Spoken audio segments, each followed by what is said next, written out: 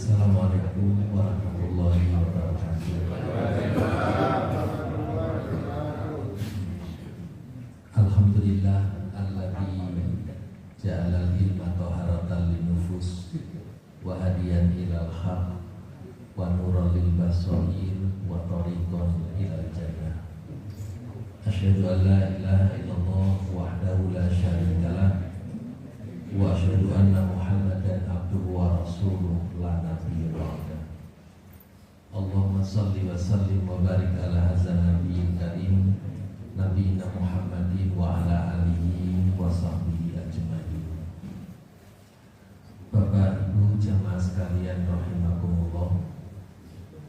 Alhamdulillah kita masih dikaruniai rahmat, taufik serta hidayah Allah sehingga pagi ini kita dapat istiqomah dalam melaksanakan rangkaian ibadah kepada Allah. Mudah-mudahan seluruh amal ibadah yang kita laksanakan menjadi amal yang sholih dan mendapat ridho dari Allah Subhanahu wa Ta'ala. Mengawali kajian pagi ini, mari kita buka dengan membaca basmalah. Bismillahirrahmanirrahim. Bapak Ibu yang dimuliakan Allah, kajian pagi ini melanjutkan materi beberapa bulan yang lalu, yaitu revitalisasi akhlak dengan semangat hijrah. Jadi ada 4 prioritas hijrah yang perlu kita bangun. Kemarin saya sudah menyampaikan bahwa revitalisasi iman dengan semangat hijrah itu agar mencapai imanan kamilah, iman yang sempurna. Nah, pagi ini kita mengkaji tentang revitalisasi akhlak dengan semangat hijrah. Capaiannya adalah husnul khuluq, berbudi pekerti yang luhur, berakhlakul karimah, berakhlakul mahmudah. Selanjutnya kita akan terus mengkaji tentang revitalisasi ilmu dengan semangat hijrah untuk mencapai ilman nafi'ah, ilmu yang bermanfaat. Dan yang keempat, kita perlu melakukan revitalisasi amal ibadah dengan semangat hijrah pula. Untuk apa? Mencapai ahsanul amalah. Nah, Bapak Ibu yang dirahmati Allah, pagi ini kita akan mengkaji yang kedua, yaitu revitalisasi penguatan akhlak dengan semangat hijrah untuk mencapai husnul khuluq. Mengapa kita harus melakukan ini?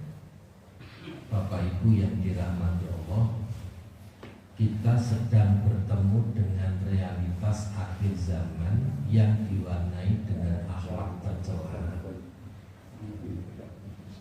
Tampilan akhlak tercela itu adalah banyaknya mental perusak, yaitu destruktif. Jadi orang yang akhlaknya tercela itu punya hobi merusak sistem, merusak moral, merusak tatanan hidup, merusak semuanya, yang akhirnya membenarkan apa yang pernah dikhawatirkan oleh malaikat, ataj'alu fiha may yufsidu fiha wa yasfiku dima wa nahnu nusabbihu bihamdika wa nuqaddis. Ketika Allah menyampaikan kehendaknya untuk menjadikan khalifah di muka bumi, para malaikat bertanya, mengapa engkau menjadikan khalifah yang kerjanya membuat kerusakan dan pertumpahan? Allah menjawab dengan amat sangat cerdas. Qala inni a'lamu ma la ta'lamun. Saya lebih tahu dari apa yang tidak kamu tahu. Nah, Bapak Ibu yang dirahmati Allah, mental destruktif itu merupakan akhlak yang tercela dan itu mewarnai kehidupan masyarakat sekarang. Kemudian ada lagi tampilan perilaku holiganistik, holigan, perilaku yang uraan, bebas, liar, tidak mau terikat dengan kaidah, syariat, hukum, adat dan seterusnya. Maunya hidup itu bebas tanpa batas, dan itu menjadi kebanggaan. Supporter bola Inggris itu dengan sombongnya mengatakan kami adalah kaum holigan, kaum uraan. Dikira holigan itu hebat, ternyata sesungguhnya mentalnya mental rendah. Nah, ini yang sekarang mewarnai kehidupan. Ditambah lagi hedonis. Jadi manusia hidup mengejar kenikmatan sesaat. Semua yang ada pada manusia itu diarahkan untuk memenuhi hasrat hewan. Tenaga, waktu, pikiran, semua digunakan untuk mengejar kenikmatan sesaat. Sehingga yang muncul adalah menghalalkan segala perilaku egois dan individualis. Sampai banyak penelitian itu mengungkap bahwa zaman seperti sekarang ini sedang mengalami krisis kepedulian. Krisis kepedulian. Jadi banyak orang yang tidak peduli dengan sesamanya. Padahal Rasulullah SAW itu pernah menyatakan ma'amana bihi man bata sab'an wajahu jai'un wa ya'lamu.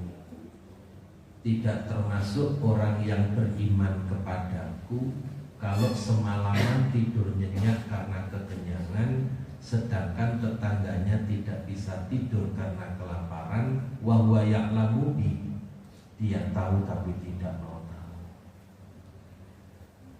Jadi sifat egois dan individualis oleh Rasul dinyatakan tidak termasuk orang yang beriman. Karena orang beriman itu mesti peduli, mesti care, mesti punya sifat simpati, empati, dan altruistik, ikut merasa derita yang dialami oleh orang lain.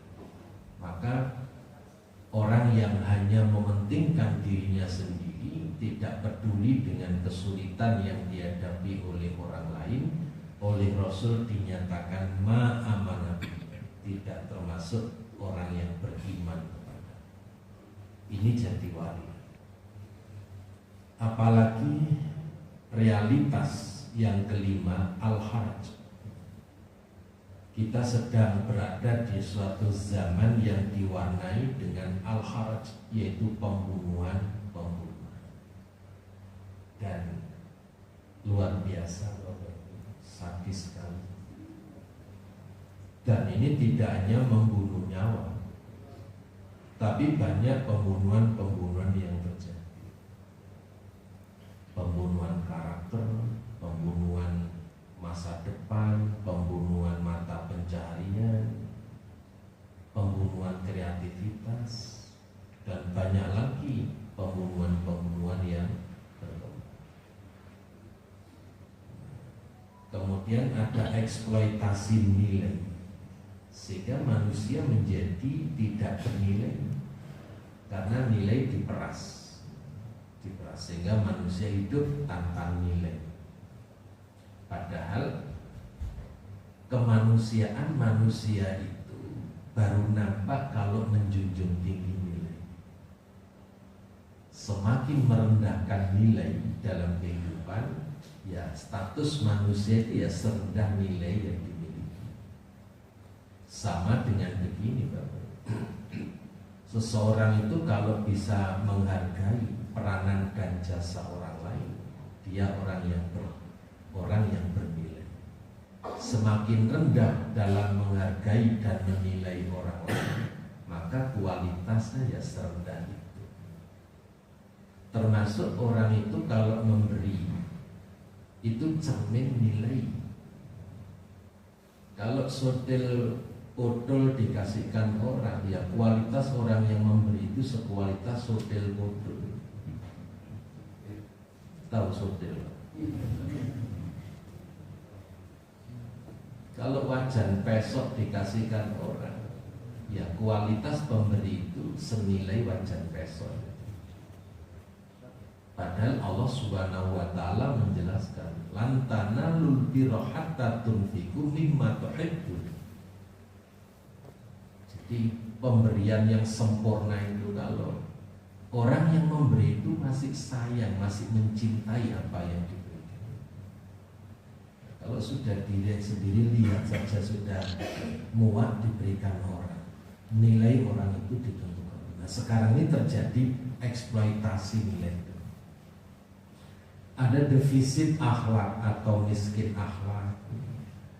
Ada pameran harta haram hasil korupsi. Padahal sudah ada KPK, korupsi masih seperti ini. Cacat moral yang berikutnya adalah berbohong dan berkhianat menjadi tabiat, miras atas nama kearifan lokal, judi jadi hobi, narkoba mewabah, prostitusi online jadi budaya, legalitas LGBT atas nama hak asasi manusia. Puncaknya apa? Qabil dan Habil semakin tidak jelas.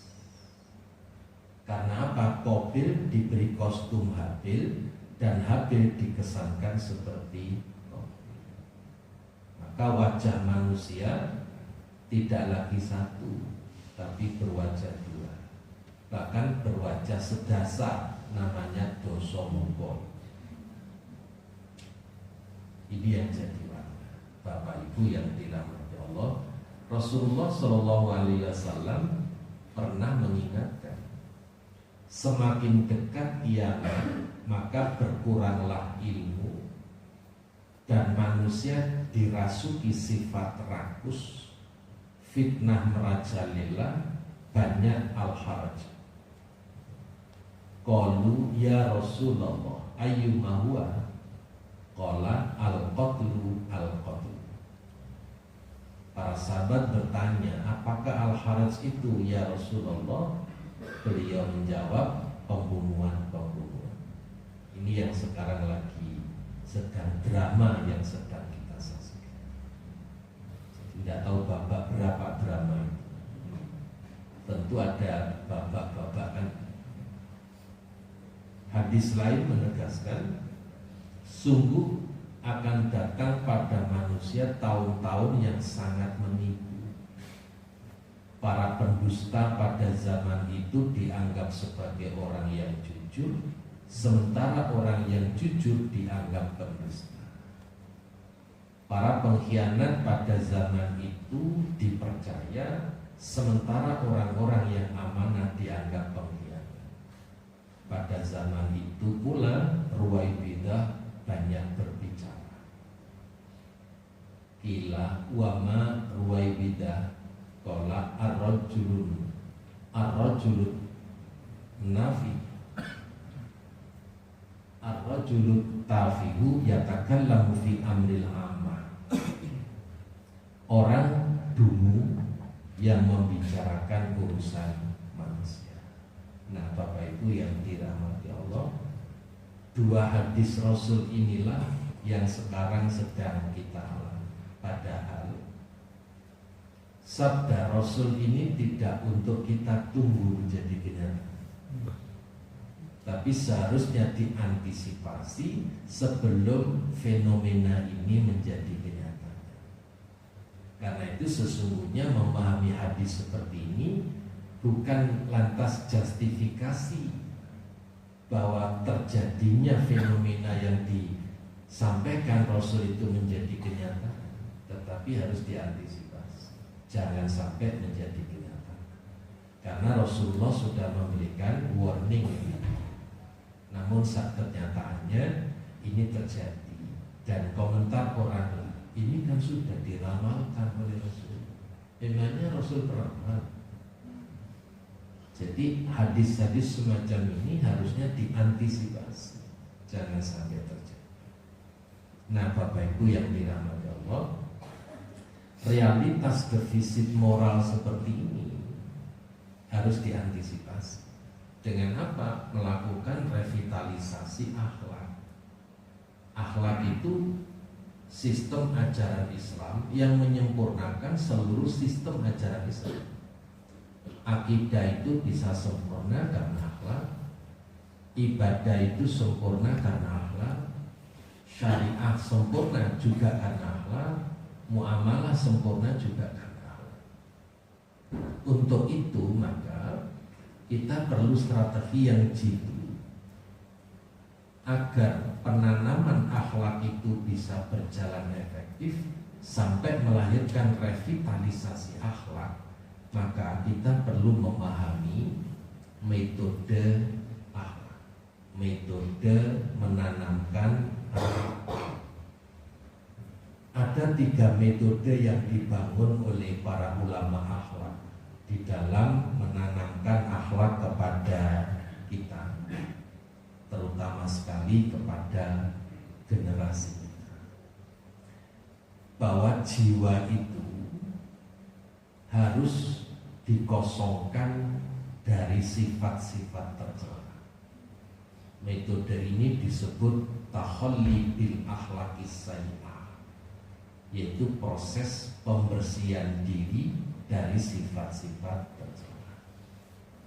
Kemudian diisi dengan sifat-sifat atau akhlak terpuji, tahalli bil akhlaqil hasan. Maka yang ketiga, dijaga untuk tetap tajalli ila rabbil bariyah, memiliki sensitivitas transenden, peka. Jadi kalau jiwa itu sudah dikosongkan dari sifat tercela, kemudian diisi dengan sifat-sifat terpuji, maka diharapkan terus terjaga sensitif terhadap dosa, kemungkaran, kemaksiatan, dan akhlak tercela lagi. Itu namanya tajalli ila rabbil bariyah. Bapak Ibu yang dirahmati Allah, kita dalami takhalli bil akhlaqis sayyi'ah. Tahap pertama adalah membersihkan diri dari sifat-sifat tercela.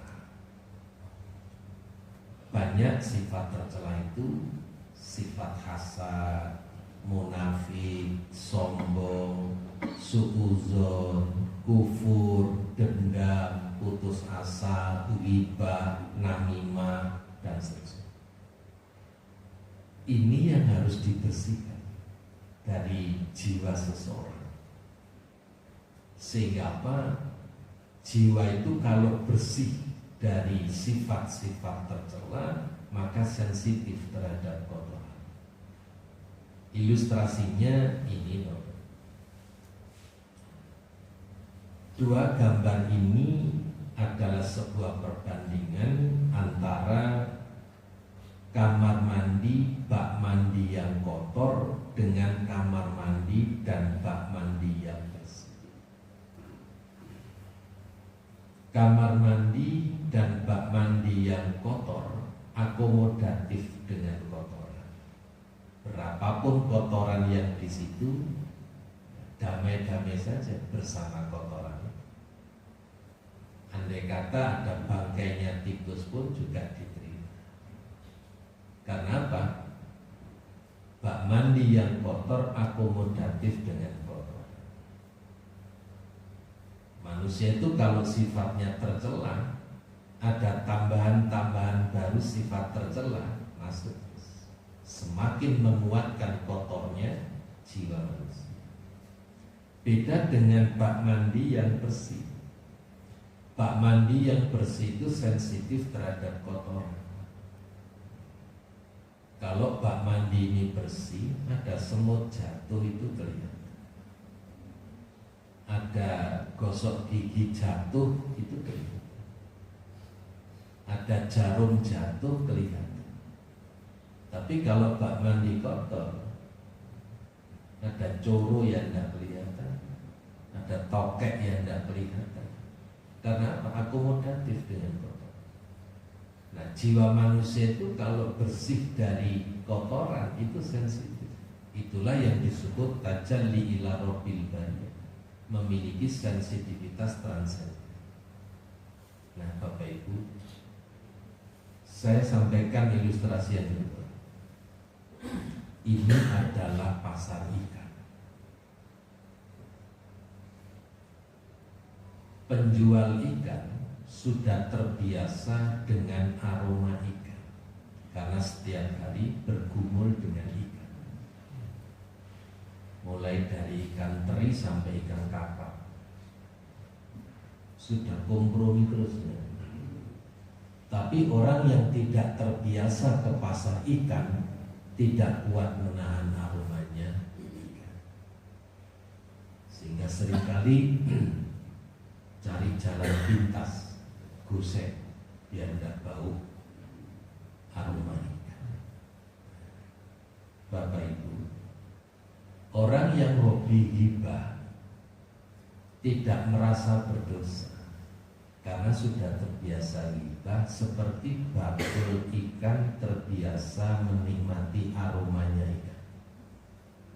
Tetapi orang yang tidak terbiasa ghibah sangat gelisah karena merasa dosanya seperti makan bangkai saudaranya sendiri. Nah, karena itu jiwa manusia itu harus dibersihkan dari sifat-sifat tercela, dari akhlak tercela.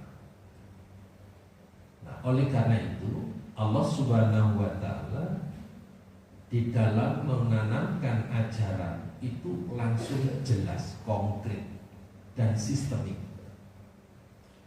Orang beriman dipanggil secara khusus oleh Allah, ya ayyuhalladzina amanu jtanibu katsiran minadh-dhanni inna ba'dadh-dhanni ismun wa la tajassasu wa la yaghtab ba'dukum ba'dhan ayuhibbu ahadukum ayyakula lahma akhihi maitan fakarihtumuh wattaqullaha innallaha tawwabur rahim. Wahai orang-orang yang beriman, jauhilah kebanyakan purbasangka atau buruk sangka, karena sebagian dari purbasangka itu dosa. Dan janganlah mencari-cari keburukan orang, dan jangan menggunjingkan satu sama lain. Adakah seorang di antara kamu yang suka memakan daging saudaranya yang sudah mati? Maka tentulah kamu merasa jijik kepadanya. Dan bertakwalah kepada Allah, sesungguhnya Allah Maha penerima taubat lagi Maha penyayang.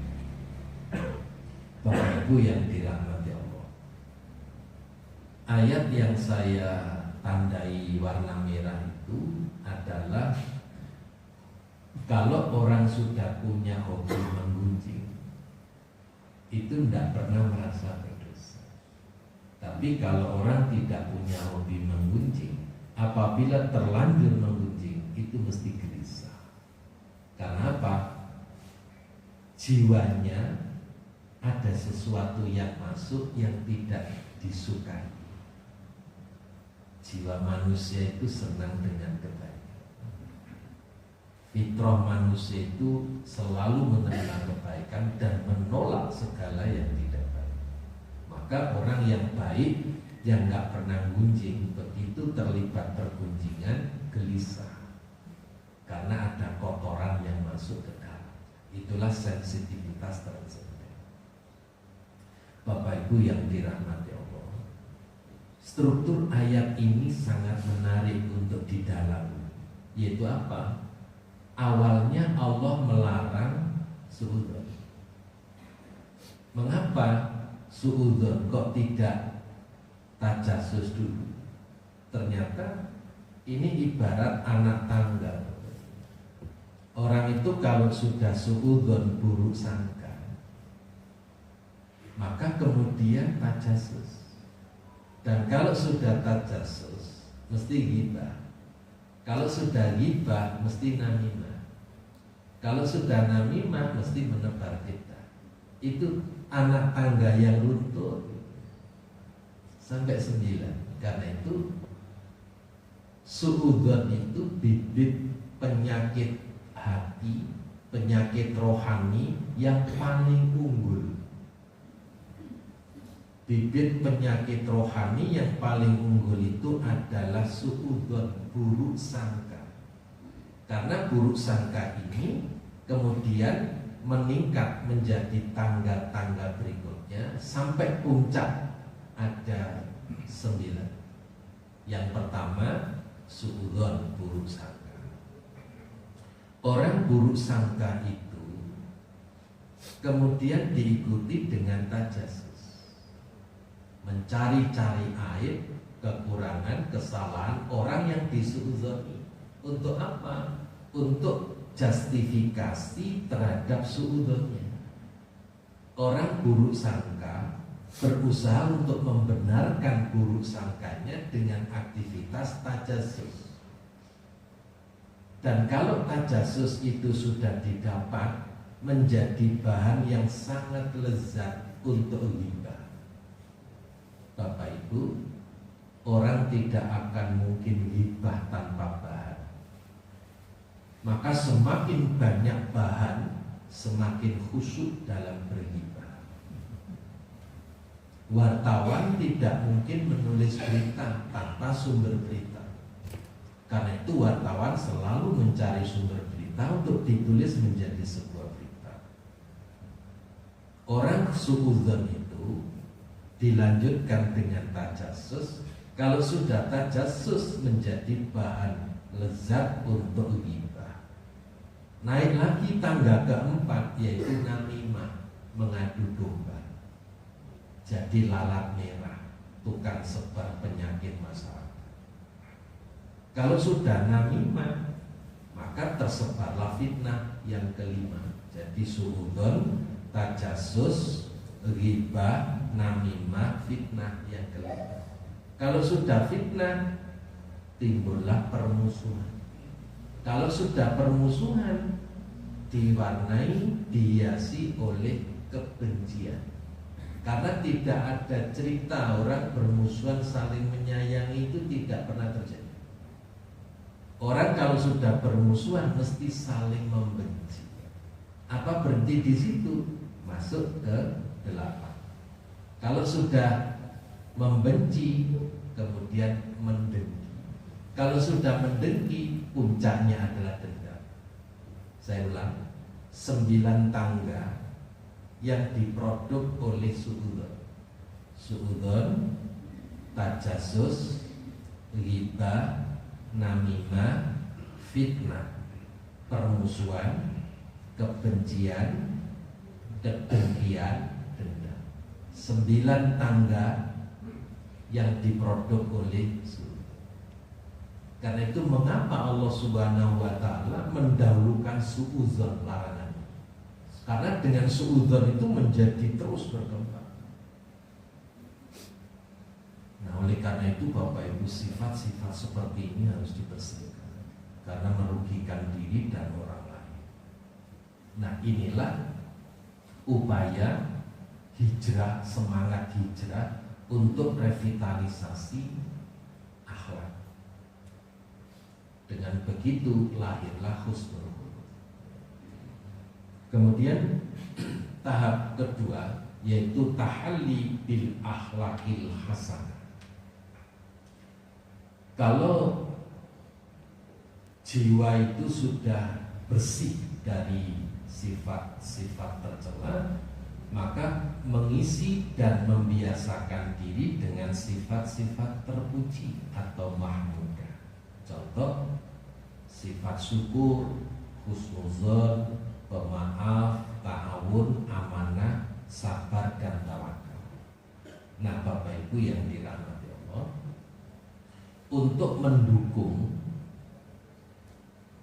Metode kedua yaitu tahalli bil akhlaqil hasanah, diperlukan beberapa pengembangan metode. Ada 6 pengembangan metode tahalli bil akhlaqil hasanah, dan ini sangat efektif untuk melakukan revitalisasi akhlak dengan semangat hijrah untuk mencapai husnul khuluq. Pertama, metode uswah, keteladanan. Yang kedua, metode takwidiyah, pembiasaan. Yang ketiga, metode mauizah, nasihat. Yang keempat, metode kisah, cerita, sirah nabawi. Metode amsal, perumpamaan, dan yang keenam metode sawab, ganjaran, reward. Bapak Ibu yang dirahmati Allah, contoh metode uswah itu contoh. Siapapun kita, jadi apapun kita, harus memberi contoh menghormati orang lain dan bukan sebaliknya. Siapapun kita harus memberi contoh membantu orang yang membutuhkan pertolongan, bukan menebar-nebar. Kita harus menjadi contoh berkata yang benar, bukan berkata bohong. Yang keempat, memberi contoh menepati janji, tidak ingkar janji. Bersikap ramah dan santun, tidak sombong dan bengis. Memelihara lingkungan, bukan merusak lingkungan. Membangun persaudaraan, bukan menebar permusuhan. Materi-materi seperti ini harus ditampilkan oleh role model, sosok yang patut diteladani. Contoh konkret, sebelum Nabi Muhammad diangkat oleh Allah jadi Rasul, beliau sudah tampil menjadi uswatun hasanah. Terbukti ada pengakuan jujur yang diberikan orang-orang Mekah terhadap pemuda Muhammad dengan apa? Pemberian predikat Al-Amin, pemuda yang dapat dipercaya. Karena apa? Gak pernah bohong, gak pernah ingkar janji, gak pernah berkhianat. Al-Amin itu pemberian masyarakat, pengakuan bahwa dia memiliki akhlak yang baik, maka patut dijadikan uswatun hasanah. Begitu diangkat oleh Allah jadi Rasul, akhlak Nabi Muhammad itu direkomendasi oleh Allah. Wa innaka la'ala khuluqin azim.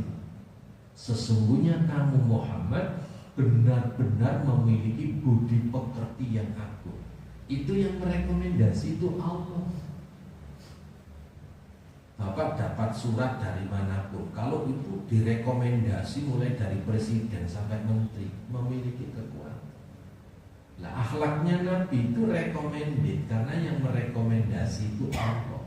Wa innaka la'ala khuluqin azim. Maka laqad kana lakum fi rasulillahi uswatun hasanah. Inilah metode uswah. Kita punya ajaran dari Pak Ki Hajar Dewantoro, ing ngarsa sumber, ing madya mangun rasa, tuturi handayan. Itu ideal banget, Pak. Tapi ternyata sekarang ing ngarsa banyak yang tidak jadi tulung. Ya, terjemahkan sendiri, Pak. Jadi uswah hasanah ini metode pertama yang harus kita. Yang kedua yang sangat efektif adalah metode takwidiyah, pembiasaan. Muhammad Mursi dalam bukunya Seni Mendidik menyampaikan nasihat Imam Ghazali. Begini nasihatnya: Seorang anak adalah amanat bagi orang tua. Hatinya sangat bersih bagaikan mutiara. Jika dibiasakan dan diajarkan sesuatu kebaikan, maka ia akan tumbuh dewasa dengan tetap melakukan kebaikan tersebut, sehingga ia mendapat kebahagiaan di dunia dan akhirat. Jadi proses pembiasaan itu merupakan metode efektif kedua setelah uswatul hasanah. Karena itu Profesor Dr. Ahmad Amin dalam bukunya Ilmu Akhlak bahwa akhlak itu adalah al-adatul iradah. Akhlak itu kehendak yang dibiasakan. Jadi kalau anak-anak kita ini punya keinginan baik, dibiasakan, itu bagus kan? Dan memang itulah yang harus dibentuk. Sementara kebiasaan jelek segera dipangkas. Jangan ada pembiaran terhadap kebiasaan jelek. Anak-anak kecil itu sudah bisa menampakkan benih-benih akhlak baik maupun akhlak tercela. Ketika ada benih yang mulai nampak akhlaknya bagus, dibiasakan. Sedangkan ketika ada benih akhlak tidak bagus, segera diterapi. Contoh, ada ayah dan ibu membawa anaknya ke mall. Anak yang satu agak sudah besar, yang satu masih kecil. Dua-duanya diberikan es krim. Anak yang besar sudah mampu megang es krim dan dimakan. Yang kecil karena nggak mampu dibawakan oleh ibunya, tapi ngotot di bawah. Akhirnya jatuh, nangis. Begitu nangis, ayahnya nggak mau repot, biar tidak nangis diberikan lagi. Hati-hati ya, masih tetap nangis. Loh, kenapa nangis? Kalau tadi nggak jatuh, saya kan dapat 2. Bapak bisa menangkap ilustrasi. Artinya apa? Benih kerakusan sudah muncul. Dan itu tidak boleh ada pembiaran. Segera harus diterapi. Terapinya gimana? Alhamdulillah, kita harus bersyukur kepada Allah yang masih memberi rezeki untukmu lewat ayahmu. Andai kata Allah nggak memberi rezeki lewat ayahmu, begitu es krimnya jatuh sudah nggak bisa makan es krimnya. Karena itu tanamkan rasa syukur. Jangan nangis gara-gara kalau tadi nggak jatuh, kalau saya dapat 2. Itu mental rakus kalau besar jadi pejabat korup. Iya, tanyakan Pak Dokter. Benih-benih kanker itu awalnya kecil, Pak. Tumor tapi awalnya kecil, lama-lama mau besar karena ada pembiaran. Nah, akhlak juga begitu. Karena itu metode pembiasaan ini harus dikembangkan. Itu pembiasaan yang baik dan tidak membiarkan munculnya benih-benih yang tidak baik. Bapak itu masih metode ini untuk pengembangan tahalli bil akhlaqil hasanah. Tidak bisa saya paksakan untuk diterangkan semuanya. Mohon maaf, insya Allah akan saya lanjutkan pada pertemuan berikutnya. Terima kasih. Ada yang mau ditanyakan? Tidak ada, karena tadi sudah banyak yang mandu-mandu. Kurang dan lebihnya mohon maaf. Kita tutup dengan doa kafaratul majlis. Subhanallahumma bihamdika asyhadu an la ilaha illa anta astaghfiruka wa atubu ilaik. Wassalamualaikum warahmatullahi wabarakatuh. Waalaikumsalam warahmatullahi wabarakatuh.